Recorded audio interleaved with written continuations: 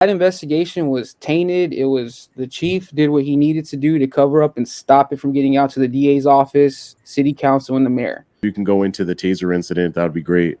Yeah, I mean, tasing it's pretty common. It's something he used to do all the time. It wasn't just me; it was other officers as well.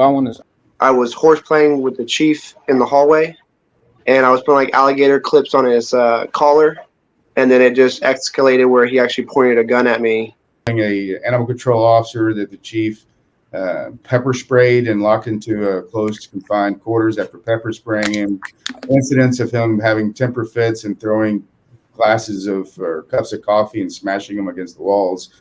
And of course, there was the infamous party where he was handing out Adderall to different members of the department, claiming, what a great drug it was. And I think, how do you go from being in 2022, I believe it was, the officer of the year, a field training officer at the Fair Oaks Ranch Police Department, to a dishonorably discharged Brady list officer, a former officer now? How does that happen? You speak up against the chief of police. That's how that happened.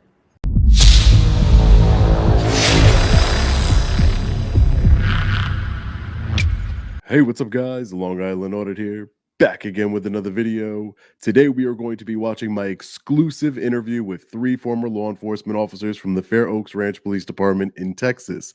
All of them retaliated against by the police chief, Tim Mooring, for blowing the whistle on how he would threaten officers with firearms, tase them, as well as distribute and abuse prescription drugs. Speaking out publicly against tyranny and corruption takes courage, so please take a moment to like and share this video so this tyranny can be exposed to the world.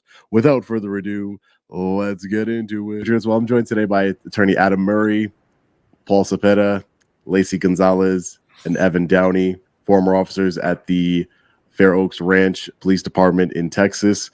Thank you all for joining me today. I really appreciate it. Really appreciate you taking the time to come speak to me. I know this is not an easy situation you guys have been going through, so I just want to say I really appreciate you being here today.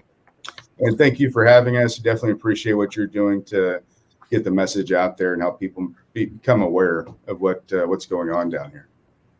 Right. So I guess my first question is, how does would be for you, Lacey? I did a story. I covered a story that was done on your lawsuit against the Fair Oaks Ranch Police Department. So I guess my first question is, how do you go from being in 2022, I believe it was, the officer of the year, a field training officer at the Fair Oaks Ranch Police Department, to a dishonorably discharged Brady list officer, a former officer now? How does that happen? You speak up against the chief of police. That's how that happened. So what kind of, so by speaking up against the police chief, what do you mean by that? What exactly, just remind our viewers exactly what I was sent your federal lawsuit here, the complaint, and in the complaint you allege a lot of different actions of misconduct from the chief. Let's start with the chief pointing weapons at people, firearms at people. When did that how did that happen? How did that all transpire? Evan might be able to talk a little bit more about that. Yeah, I can jump in on that one. What happened was I was employed with Fair Oaks for about 9 years. Back in 2019, I was horseplaying with the chief in the hallway, and I was putting like alligator clips on his collar, and then it just escalated where he actually pointed a gun at me in the hallway. And I think there were some other witnesses that didn't come forward back then, but now are coming forward. And just kind of the history of the department, I saw how things were covered up before, so I didn't come forward back then. Just knowing what I know and been working there for so long. I came and got baptized over the summer, so I felt convicted to tell the truth when the investigator came out and did the report. And I thought he was going to be an honest investigator. And it wasn't just that incident of pointing the gun. There was an incident where he was tasing other officers, and I think Sergeant Cepeda can speak to that because he was actually tased by the chief in front of the former mayor as a prank. Yeah. So I want to take one step back. So one step back here. This police department, the Fair Oaks Ranch Police Department, how big is this department, and how many officers? We have 3 officers that are coming forward here. How many officers are in total are blowing the whistle on the actions of the Chief Mooring here? 24 sworn, I believe, is the last time I checked. And there's a total of about 5 of us to maybe 6 of us that are coming forward and speaking up. I'm contacted by a total of 6. I represent 4, or have represented. There's 1 that I represented previously and 3 now. The other 2 basically we're just waiting for their situations to become ripe before we actually proceed with them. But in total, we have 6. Basically a quarter of the department. Wow, incredible. All right, so move forward. Chief Mooring, he's the chief, and Evan just told us about this, incident where, it escalated to guns being pointed at him. Paul, if you can go into the taser incident, that would be great.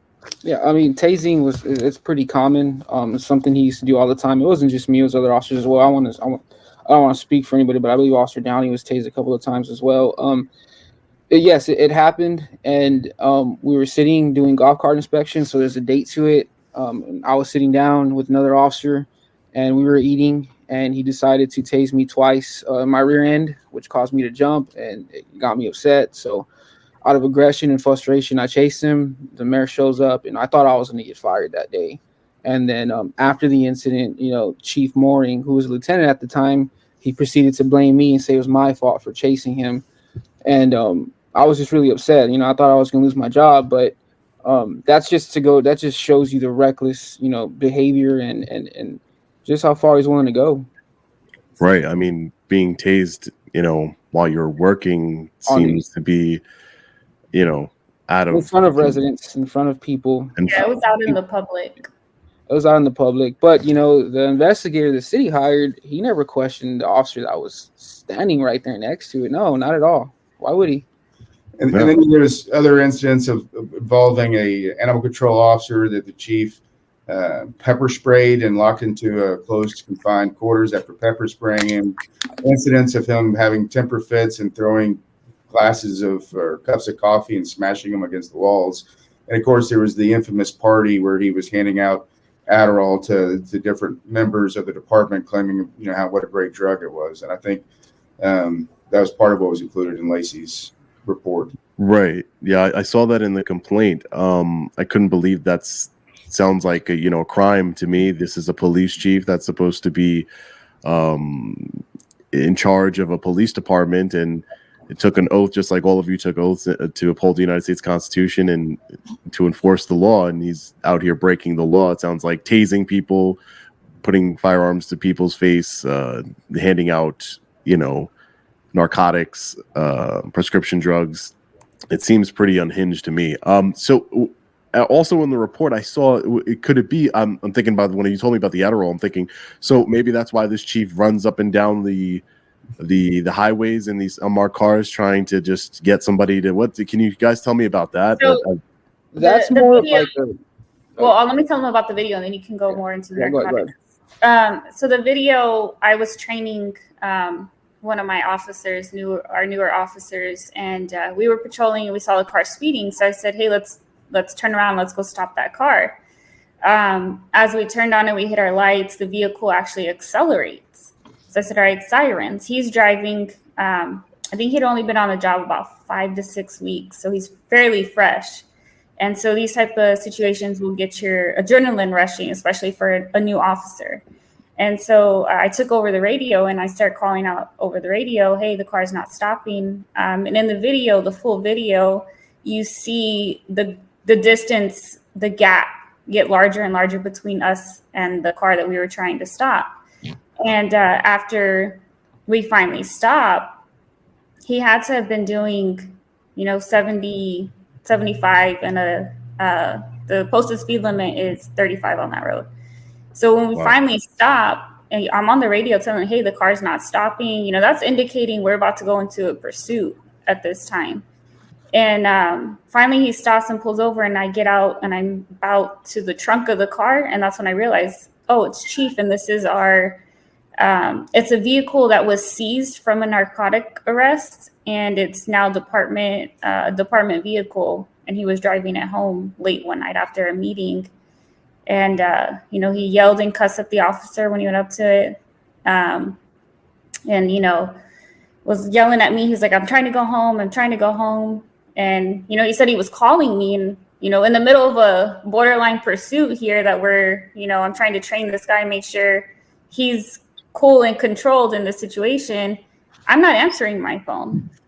And that night, I think Zepeda was working. He was a supervisor on duty. And I think he was on his way over there because, like I said, it was indicating. Yeah, I jumped in my car and I tried to intercept. And the video disappeared from the system. We have our log of videos that you can go back and watch. And it's so is that the video? There. Is that the video I heard? Don't do that to me.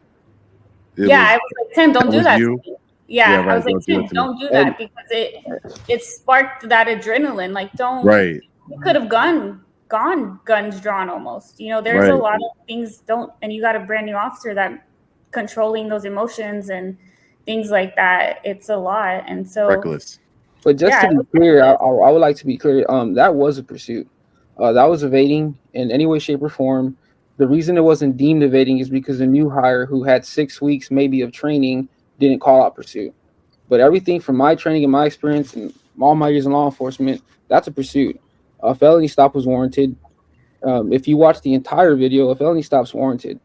And that's what I explained to the investigator. But because the new officer at the time failed to call out pursuit, it wasn't. Well, he didn't have access to the radio because I took over radio commissions. And that's when I've worked with Zepeda long enough that when I say, hey, the vehicle is not stopping, that's an indication of he knows that they're taking off on me, that we're going into something. And so that's why he. And the whole time it's the chief of police. Mm-hmm. Yeah. Well, and that's the thing to point out too, is one, the absolute hypocrisy that he has a vehicle that they seized for narcotics activity, right? Which we already know he himself was engaging in distributing narcotics to other officers. But he takes a vehicle that was seized and pretends like it's his own property to drive back and forth at home. And then he acts like he's above the law and he's driving it at more than double the speed limit. I mean, any statistic that you see will show that more officers get injured and killed from car accidents and for pursuits than they ever do from being shot by a gun. And so here you have a guy who's supposed to be the administrator, the example for the department of the community, and he's speeding at 75 miles an hour in a 35-mile zone in a seized vehicle. And then he uses the excuse, oh, well, I was trying to keep my officers on their toes. Bull crap. That's just bull crap. I mean, he was thinking, well, he's the chief, he's above the law. Why are you stopping me? You should know that I'm the chief and I get to speed if I want through this town. I mean, how are they supposed to know that this guy in a vehicle that was clearly used by narcotics dealers, that it's the chief? I mean, they're supposed to be able to sense it by, I guess, his aura of his glow. Right. And even if you did know. There's no markings on the car. It's a regular car. But exactly. But even if you did know, right? Why is he above the law? Right. He's not only endangering the officers that were pursuing him. The only exemption for officers being able to speed above the limit in the state of Texas is they're in a marked patrol vehicle in the performance of their duties. It wasn't marked. It wasn't a patrol vehicle, and he wasn't in performance of his duties. He was just in a rush to get home, and he thought that he was above the law. And apparently he is, according to the administration of the city of Fair Oaks Ranch. Right, and that's what we're seeing here. Not only did he endanger the lives of the officers, his own life, and the lives of the residents of the Fair Oaks Ranch, because he hurt somebody, could have killed someone, and that's the police chief. The things I'm reading in this complaint is absolutely ridiculous. Why do you guys think that more officers don't speak up in these kinds of scenarios? And it kind of seems obvious at this point, but just so you had said something in your interview, Lacey, that I think was very it speaks to all law enforcement everywhere, that if you speak up they'll retaliate against you or something to that nature. So if you guys could talk about what is this, we hear about, my viewers often hear about the thin blue line of silence, and you can't go against the thin blue line. What does that actually mean to former officers as yourself? I think that whenever you look at it from that aspect, you're worried about speaking up because you're worried about the right thing being done. Accountability. Accountability is someone going to be held accountable for their actions. It's yes or no.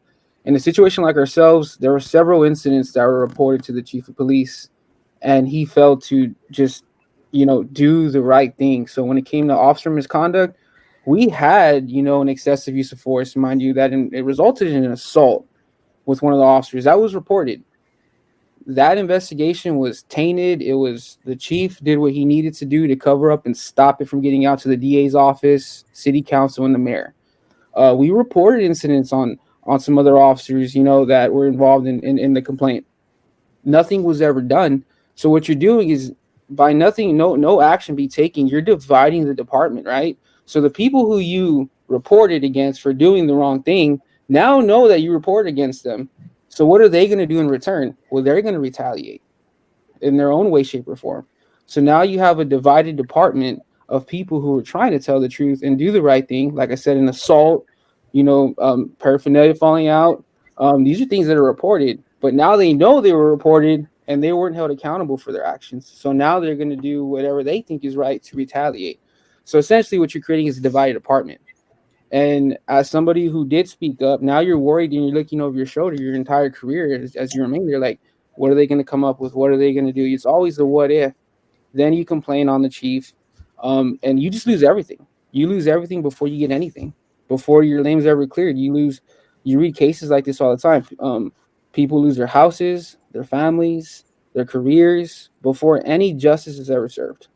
And to talk a little bit about the power of these chiefs to ruin an officer's career. It's not just like they can, well, if you don't like that department, quit and go work in another department. Well, that's exactly what Sergeant Cepeda did, is that he was fed up because he had seen on this particular case of the use of force. I mean, it was an intoxicated female who was assaulted by another officer. She had a massive contusion. Only the fact that she was so intoxicated she couldn't remember what happened is the only thing that kept her from filing the complaint. They filed the complaint with the chief, and he swept it under the rug. That's really the final straw that broke the camel's back, which made these officers say it's time to stand up against this chief.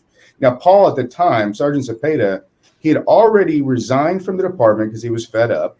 He'd already received an honorable discharge from the department. He'd already received a letter of recommendation from Tim Mooring, glowing, talking, and we'd be happy to provide it to you, talking about what a great and fantastic officer he was and how he could be a benefit to any department he went to.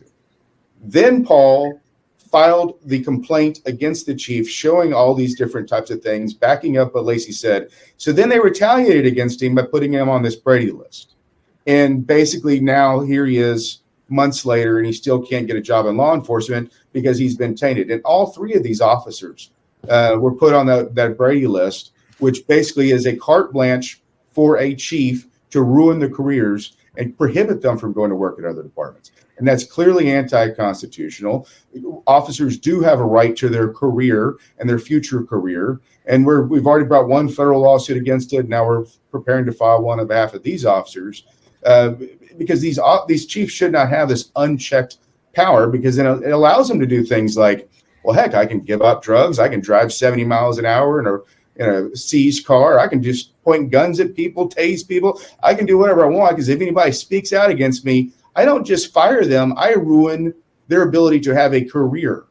You bet. I mean, I've had officers, they're working at, and there's nothing wrong with it, but they're working at John Deere or at Walmart or an auto parts store for barely over minimum wage, because they'd spent so many years developed into law enforcement as their chosen profession and their training experience. And, you get blackballed, and good luck making your house payment. I mean, and Evan Downey is another prime example of, the hypocrisy here, that their justification for firing him and giving him a dishonorable discharge is because back in 2019, when he was scared of the chief and they asked if he had a gun pointed at him, he lied at that point because he was afraid of retaliation.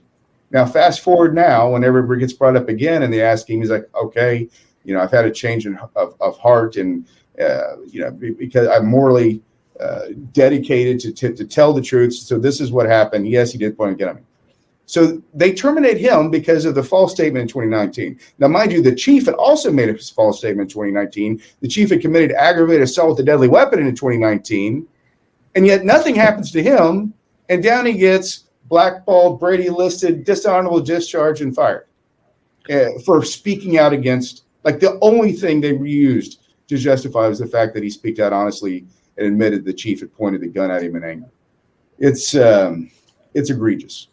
So what happens? Where's up here in the East Coast? There's unions play a big role. So I guess my question is, how does this chief have such unchecked power against? Is there a union, or how does that happen? How does that work? So Texas does not have union protections like other states do. Within Texas, there's a handful of departments, and they're usually the larger departments where the cities the voters have voted in to give them civil service protections, where they do have some protections for their job. Other than that, 95% of the officers in Texas and 95% of the agencies don't have those protections, and it's at-will employment, and the chief can do whatever he wants, and there's very little ability for the officers to have any type of due process rights in challenging what a chief does. And so we have we don't have unions, but we have associations. So we have the Texas Municipal Police Association, for example, or the Combined Law Enforcement Associations of Texas is another. And so officers who are part of those associations do get protections. I'm actually sitting in the TMPA building right now, and I'm contracted to represent these officers on behalf of TMPA through their employment causes of action. But the ability to be able to challenge, there's just nothing statutorily in Texas to be able to protect these officers. The only due process their rights have is to petition to correct the nature of their discharge. But really, the SOA judges, the administrative judges that look at those petitions, they're literally looking to see if there was a clerical error or mistake made on the document. They don't challenge or investigate what the chiefs do. They don't challenge or question how the chiefs act. They just look to say, okay, well, based on what the chief said happened, was the right box checked in the form? And if those two things line up, then they just substantiate whatever the chief said. And it's not a real due process right. And with regard to the Brady list, which is an ad hoc system throughout different counties, there is no system to challenge it. Bexar County, which is San Antonio, Bexar County would not even tell us, as the attorneys for these officers, whether or not they were or were not on the list. We submitted an open records request as the attorneys for these officers saying, did you put these officers on the Brady list? And they denied even responding to our question and appealed it to the Attorney General's office to try to determine whether or not they could have to tell us. Now think about this. This is a list where they give the list to every criminal defense attorney talking about the bad things about the officer, but they won't tell the officers themselves or the attorney for the officers themselves whether or not they're even on the list. And I have to appeal it to the Attorney General's office to get an answer. So it's the degree in which it's unbridled and unchecked power is hard to overstate. So all three of you are on the Brady list, to your knowledge, right? From my understanding, yeah, we're on the All three list. of you are on the Brady list. And Evan and Lacey, you guys have dishonorable discharges. So you cannot get a job anywhere else in law enforcement. Right. I've been out of a job since October. I actually did get a job in law enforcement. You were able to get one? I did, and it was actually because of the news coverage. An agency was willing to dig a little bit deeper and kind of get the truth, and so I was able to get a job. But it's still a pay cut. There's a lot of things that affected me. It's not just because I have that job. It's not. I still lost a lot of things. Of course. No, I don't. The fact, Evan, that you don't have a job in law enforcement, it actually sickens me, because we need law enforcement officers like yourselves in law enforcement. Lacey, I'm extremely grateful that you decided to choose. I'm sure you're a very talented woman, that you could do anything, and that you went back into law enforcement as a good service to your community and we the people, because we need more officers like yourselves, not less. And if you were to just walk away defeated, and that's why I'm very appreciative, and it's very great that you are coming out here to speak to me and to speak to the peoples, because you're showing everybody that you're not afraid, that you stand behind your decision to bring up these misconduct allegations against this Chief Mooring, which you should have done, and we really appreciate you for that. But you shouldn't have to gone through all this to reach this point. I will definitely be making a trip to Texas soon myself, to investigate matters personally. So we'll see what comes of that. But yeah, I just hope that going forward that Evan, you're able to find a job. Paul, how's things going for you over there? I have not been able to find a job in law enforcement. I have to be very careful because I know how easy it is to just. It's as simple as the city releasing an investigative report that they hired somebody to do and release it to an agency. They take a look at it and they're like, okay, disqualified. It happens all too often. So I have to be careful. It just takes the right investigator, like, Officer, Gonzalez Lacey said, to look into it. And when you look into it and you see how biased and one-sided the investigation is, then you're able to pick apart and find out the truth.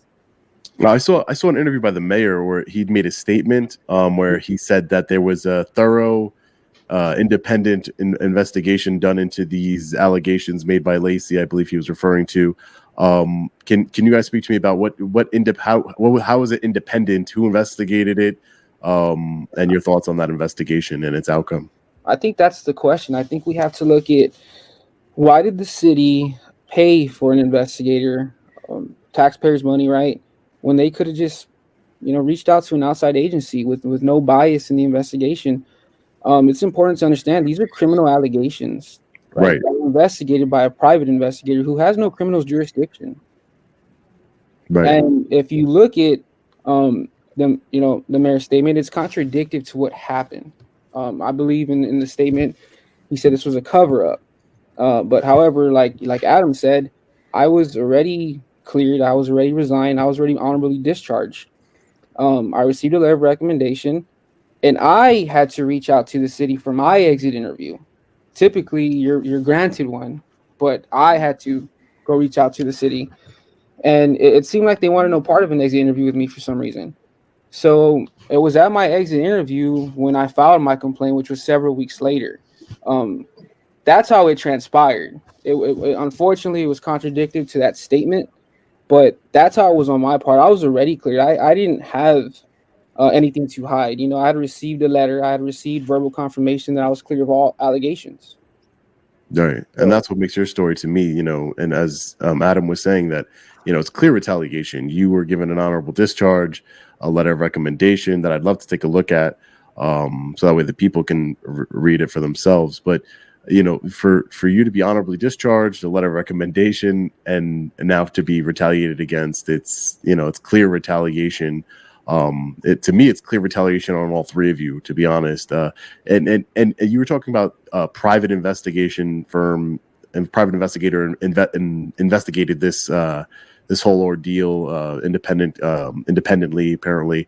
But like you said, these are criminal allegations, handing out prescription drugs as Chief Mooring has done, and all the criminal allegations against him. Was there ever any type of complaint made to a law enforcement agency regarding these? Yeah, and there was complaints made to the Texas Rangers and also to the FBI regarding this. I can't speak to the FBI. I can't speak to the Texas Rangers because I previously worked, I was a prosecutor for 10 years. I was a first assistant district attorney. I was an assistant attorney general for Texas. And so I worked a lot hand in hand with those different agencies. And so typically the Texas Rangers is who an agency would call and say, please come investigate this. But here's the catch. In Texas, and again, it's mind-boggling, but the Rangers by policy won't involve themselves in local investigations unless they're requested by the local agency. So it has to come from the chief or the sheriff or the DA saying, please come investigate us before they'll do it. Otherwise, they don't involve themselves. 99% of the time. And so, think about it. It kind of reminds me of when I was in Iraq. When I was in Iraq, I was with the Ministry of Interior under the Department of Defense, Department of Justice. And the FBI operating in Iraq would send letters to the different alleged criminals saying, hey, please send us evidence against yourself, right? Which, of course, nobody ever did. They had nothing to do. As crazy as that is, and we look at how dysfunctional countries are like Iraq and their dishonesty and corruption, but then here in Texas, we're doing the same thing. We only investigate corruption if the agencies themselves invite the state to come in and investigate them. It is... it's unchecked. These local agencies are unchecked. Right. I mean, if I was a criminal, I would not. And that's another thing that I think about when I travel the country from Hawaii, California, New York, Florida, all throughout, not Texas yet, but How many times? I've been throughout the country, and I've seen so many times, law enforcement officers will violate my civil rights, or violate my constitutional rights, or violate somebody else's, and they investigate themselves and find no wrongdoing. And I've always thought that was like so backwards. It's like, how do you, of course, like if I investigated my brother for a crime, I am going to find no evidence. Oh, he didn't do anything wrong. Like, or if I'm investigating myself and for a crime, that's why we don't investigate ourselves for criminal charges. But when you have an agency like the Texas Rangers or the FBI, to where they're supposed to investigate corruption, they have divisions. I've been to the FBI many times trying to get them to investigate something, and I've never heard back from them. I don't know what they do in the corruption division there, but haven't heard back from them yet. And it's concerning that in Texas that you have to have the subject of the investigation. Yeah, the local agency. Now, right. It could have been the DA could speak up, but he's an elected official too. I mean, these are politicians that are elected. They go to the same campaigns together for the sheriff's department or the mayor, and so they're all saying they're part of the same group. And so you have, okay, am I going to, as a DA, investigate the chief who I have to work with on cases, and whenever I know that I'm going to lose political support from that mayor for doing so? I mean, it's so there needs to be an independent outside party that can go in there without fear of retaliation, investigate these things. And it doesn't happen. And as a result, you have, I mean, really what happens is if you're one of the chief's favorites, you can do whatever you want and it gets swept under the rug. If you are not liked by the chief, including breaking the law, apparently. Yeah. If you're not liked by the chief, well, we'll just come up with any bull crap reason to ruin your career and drive you out of law enforcement. And you've said it many times, and you're absolutely right. These are the exact kind of officers we want to have protecting our society, and they're the ones that are driven out of it, driven out of law enforcement just for standing up and doing the right thing.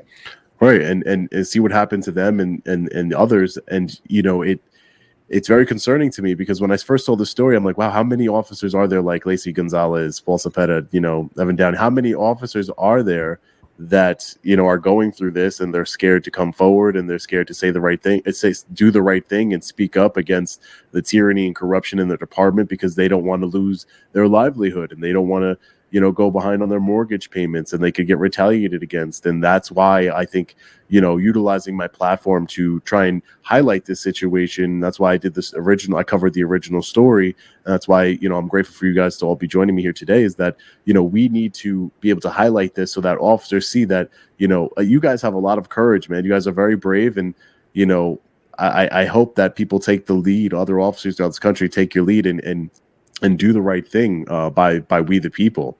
I can't believe I'm reading over this petition and I couldn't believe all the allegations that were made against this chief. He's the chief of police. He's not a sergeant. He's not a regular officer. He's the chief of police and he's tasing people.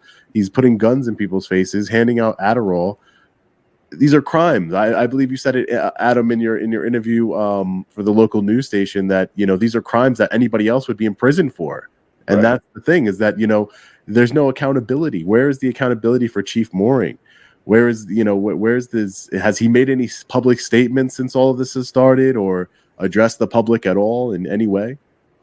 From my No. understanding, no. I think he's spoken at city council for the department a couple of times, but I think it's very difficult as a chief of police to come forward and anything you say to have hold any value. So I don't think he's going to publicly say anything. Well, I mean, I would assume that he has nothing to say because what is he going to say? there's all these allegations against him, and obviously there's proof of all of them, and these are things that are really happening. And the mayor, I caught his little. He did like a video, I believe, and he like he said, this thing was all investigated and everything. Is there any other? Do you guys have you heard anything else from the administration of? Like I believe, Lacey, did you not try and I saw you try to exhaust all your legal remedies. You tried to appeal the decision of your termination to the city manager, the acting city manager at the time, if I'm not mistaken. Mm-hmm. How does that process work? You appeal it, and I'll let Adam, you want to answer that? Well, I just because I've dealt with it several times, specifically with the city, and it just it again just reeks of their corruption, is that they have a policy on being able to appeal decisions of termination. And their policy says decisions made by the chief, you can appeal it to the city manager. You're allowed to have a hearing with the city manager. After the hearing with the city manager, you're then allowed to appeal it to the mayor, and you're allowed to have a hearing with the mayor. On the previous case I dealt with them, we had the hearing with the city manager. The city manager tried to negotiate away his right. I mean, he tried to negotiate with us rather than just making his decision on what we said was right or wrong. He was trying to cut us a deal, which we wouldn't take. So then he rules against us. So then we appeal to the mayor, and they say, oh, we're not going to allow you to have appeal to the mayor. I'm like, well, your own policy, your own process says you have a right to appeal. Well, we're going to ignore that process because we're a home rule jurisdiction, so we're just not even going to do it. Now, with Lacey's case, we tried to do the same process. Okay, we're following your city's process. We want an appeal to the city manager. On that one, they didn't even allow us to have a hearing with the city manager. They instead, again, said, well, we're a home rule charter, so we can ignore our own policies. We can ignore our own processes. We can ignore the few rights we say you have as an employee, and we're just going to say, no, we're not going to do it. And how could that possibly be due process when they don't even follow their own their own process? I mean, it's outrageous. It really is. And the same thing happened. So before I had filed my complaint, I had never been written up. I had no disciplinary actions taken against me. I also got essentially demoted after filing my complaint to put something in my file. So when they did terminate me, that there would, oh, she didn't have a clean record. And I was a field training officer. It's a paid position. You have to put in for it. You test, you go for an oral board, and there's 4 in the department. Well, along the lines, they went and picked out, something that numerous officers do, that the chief of police gave orders to do. And then they called me in, and the lieutenant told me, I'm giving you a written counsel. So I started reading the document, and in there it says that they're taking away my FTO position and my pay. And I said, this isn't a written counsel, this is a demotion. And the same process when I appealed that, like Adam just described, is exactly what happened in that. And then about 4 weeks later, they terminated me. So all that was done, we hear about these, they write you up in order to fire you, and then now you have, something in your record so they can point back on, oh, look, Lacey did this and she did that. But so you had no disciplinary marks or anything record in your jacket to say you didn't have anything before you spoke out against the police chief? Nothing. No, I don't believe any of us have. None of us. I don't think. No. I was late one time for a meeting. So between 3 weeks you have 1, and that's several years of law enforcement experience. I mean, that just tells you. Right. I mean, and to be, I saw the pictures, Officer of the Year. I saw the, that makes for a good, but it makes for a good headline. But at the end of the day, like, you took your job. It seems like you took your job seriously. You weren't in any trouble. All of you did. And, you weren't in any trouble. And then all of a sudden you speak out against the chief, and now you're being written up for minor things. And there's allegations made against you guys that I saw that there was an investigation into inappropriate relationships, but why would they bring that up if the chief himself, I couldn't understand that. The chief himself, right? Correct me if I'm wrong, said that there was no inappropriate relationship himself. He said that. And then they try and go ahead. Yeah. Lacey, so I got a letter that states, I got a verbal, hey, the investigation's closed out. There's no evidence, no disciplinary actions are going to be taken. And then I got a physical letter that also states that. And then after I filed the complaint, somehow they brought it back to life. And yeah. So she gets a letter saying the allegations are not sustained and you're cleared of any wrongdoing. And then because of her complaint against the chief, that then gets resurrected. And now instead you are guilty of what we said you weren't guilty of. And that's another reason we're going to fire you. And they were stupid enough to put it in writing. Right. And that's a lot, and all of this stuff is in writing, and that's what makes it's Paul's letter of recommendation right before he's put on the Brady list, and Lacey's Officer of the Year, and all these good things about her until she speaks up against the police chief, and it's mind-boggling to me. I really, Chief Mooring, I don't understand how does he have so much control? How does he have so much power in this town? That's what I want to know. Is he like the mayor's brother or something? If you read the policy, our policy and procedure, it states that he controls all the investigations. He decides what gets investigated, what doesn't, and who investigates it. And that's the problem right there.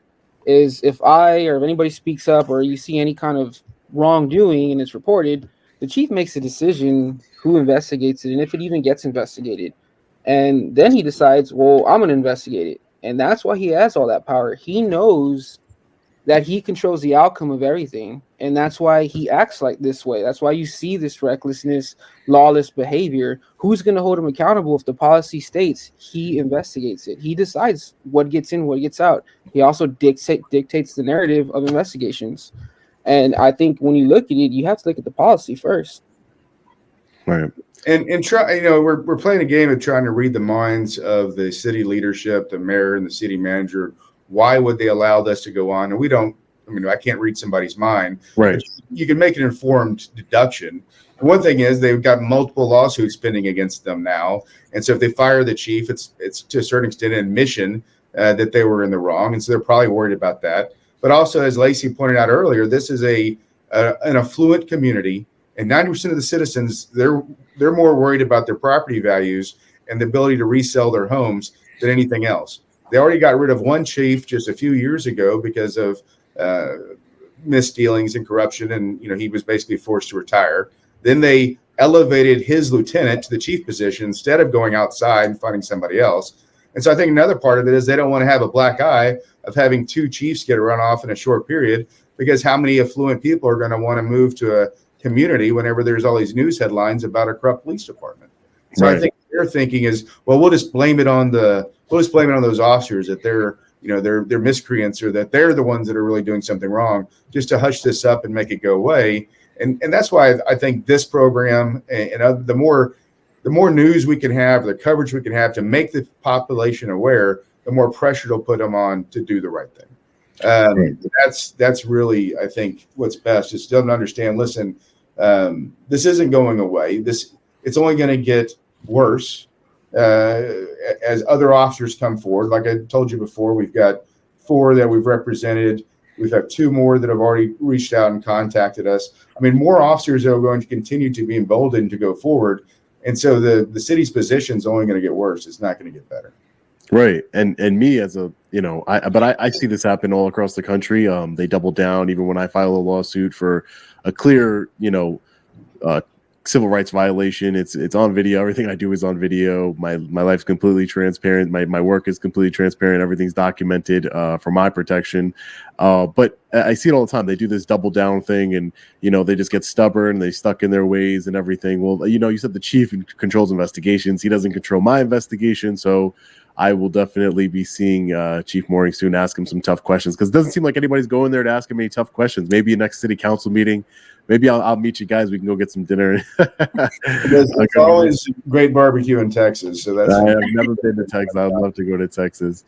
Is there anything else? Any other topics you guys wanted to cover? I didn't want to take up your whole day. But I just wanted to say one thing. The last 2 years, I worked as the school resource officer. So I actually worked at Van Rob. I want to say hi to all my little kids that are still there. But that's part of the reason why I put my 2 weeks in, is I had to train somebody else to take over that position, because I didn't want to leave the kids not being kept safe, because I think that position's a really special position to work for. Right.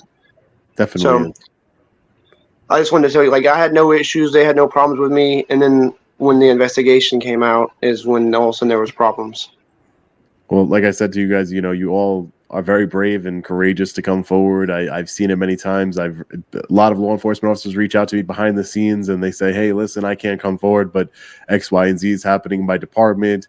And, at the end of the day, I've never been put in that position where it's either feed my family and pay my mortgage, or, go against the department. So I can't say what I would do. I would like to think that I would, stand up for the Constitution, because we all need to stand up for the Constitution. That's why whether we the people hat, we need to stand up for our rights. It's very important, and that's, you guys are standing up for your rights, and I commend you for that. I really do. And just one last thing, I guess, is it's easy to say, well, these officers have concerns about their employment, their jobs, being able to pay their mortgages. But it goes deeper than that, because we're talking about your employment is putting your life on the line. Your employment is being in situations where you're either being attacked physically or shot at in different situations. And if you're the guy who filed a complaint for misconduct against the other officer who's on duty, do you think he's going to slow roll to respond to back you up? I mean, I have seen it back when I was a cop, and I've heard about it over again. Oh, well, you know what? They just left that officer hanging. He was there in that situation, or she was in there in that situation, and she's fighting for her life. And all of a sudden, now it takes 10 minutes to respond when every other time it took 2. I mean, so this isn't just a matter of whether or not they're going to be able to pay their bills. It's also whether or not they're going to end up in the hospital or in the morgue because their backup is pissed off at them for doing the right thing, and then they just do a slow response. That's all it takes, is doing a slow response. Right. And I've seen that. I've seen that in my own personal experience. In my career. Right. I've seen that in my personal experience where they, I had a protest. I had a protest in Danbury, Connecticut. I was unlawfully arrested, and a paramedic showed up in the actual, ambulance. He showed up and he's like, "Hey, can I take a picture with you?" I signed his coffee mug. He says, "Hey, we the people, I appreciate you, defending our rights and exercising our rights. Thank you so much." And he left. His fiance reached out to me later on in the week through an email, and she said that he got demoted, and the police department told him to watch his back because they're not going to watch it anymore for him. All because he just supported one man. I'm not an evil person. I'm not out here. I'm talking to 4 former officers. I do trainings at police departments across the country. I highlight good officers. I call out tyrants. If I find out one of you was a tyrant, I'd call you out too. My loyalty is to the Constitution and to our rights. So, I'm not, anti-law enforcement anyway, but just for him showing up at a protest, they told him, watch your own back. So that's just the way it is. And that's what needs to change. And I would love to, I guess in closing, what would you guys think needs to, in order for this situation to change, in order for something to, I have my opinions and I always state my opinions, but I'd love to get it from a former officer's opinion. Like what could we do? What can Fair Oaks Ranch in particular do to prevent this kind of, corruption and tyranny from happening? You would think, you could reach out to an outside source, but we tried that. Right. So it's a really good question that's really difficult to answer. Right. Go ahead, Adam. Well, clearly getting rid of mooring would be the first right step, but then just replacing it with somebody else of the same ilk would not do any good. Right. Actually having a bona fide leader pulled from a national pool that shows that somebody has a track record of integrity and has those credentials, that's the right thing. But honestly, we need to change in Texas, and I'm sure a lot of other states, on how things are done from a systematic standpoint. There needs to be changes so that there's a true due process right for officers on a statewide level, so that if they stand up and do the right thing, they can't just be willy-nilly terminated and have their careers ended out of retaliation. There is nothing like that in place in the state of Texas. I'm sure many other states across the country are the same. And so we have to have some type of fair and impartial outside due process system so that these chiefs can't have so much power. Adam, just a legal question. Isn't there whistleblower laws that protect whistleblowers from coming forward? Or so the whistleblowers, work? Yeah, that's actually our cause of action that we filed in this case is the whistleblower cause of action. And it's very limited in Texas. It has to be filed. First of all, the statute of limitations for almost any cause of action is between 2 and 4 years. For whistleblowers, it's 90 days. So you have 90 days to be able to file the cause of action. And it's limited to basically whenever the person makes a complaint against government to an outside entity.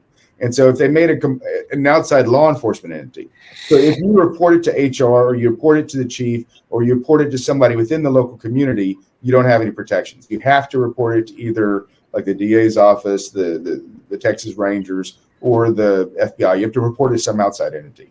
And even then, the amount of damages are capped. And so honestly, it's one of those things where even though that's what we're filing on this particular cause of action, We will have a subsequent federal cause of action for 1983 civil rights violations. Right. But we filed the whistleblower first because we had to quickly because of that 90-day statute of limitations. But the amount of damage you can get, honestly, it's not even enough to make a city be afraid. I mean, it caps the damages. It's limited to basically lost pay that you had received, some money for attorney's fees. It's not enough to make a city quake in its boots because, worst case scenario, even if they lose the lawsuit, it's a rather small judgment against them. Now, as it publicly makes them look embarrassed, sure. But very few attorneys are willing to take on those cases on a contingency fee basis because there's still little money in for the law firm. They put in a huge amount of work to fight against the government, and then the amount of money they can receive in return is relatively small. But it's a cause of action that does exist. Hopefully, we'll be able to move forward successfully with the 1983 cause of action, which is federal civil rights litigation, and obviously we can have a better return for these officers, and that ultimately is how we're fighting to try to make a difference and to hold the city accountable and make them aware. But really, it's going to take stories like this to make the public aware so that they are reaching out to their legislatures and their state legislators and saying, hey, what's going on? Why are these good officers being run out? Why is corruption allowed to prevail? What are you, state rep, or what are you, state senator, doing to have a system to improve law enforcement? I mean, I was a cop for 15 years. Before I was a master peace officer, I was a street cop. I got hurt in the line of duty. That's why I went to law school. And so I definitely don't have an axe to grind against law enforcement. Quite the contrary. I have a passion for making sure that it's done the right way and that we have the right people in leadership positions and we have processes to protect these officers. And that to me is important for all of us.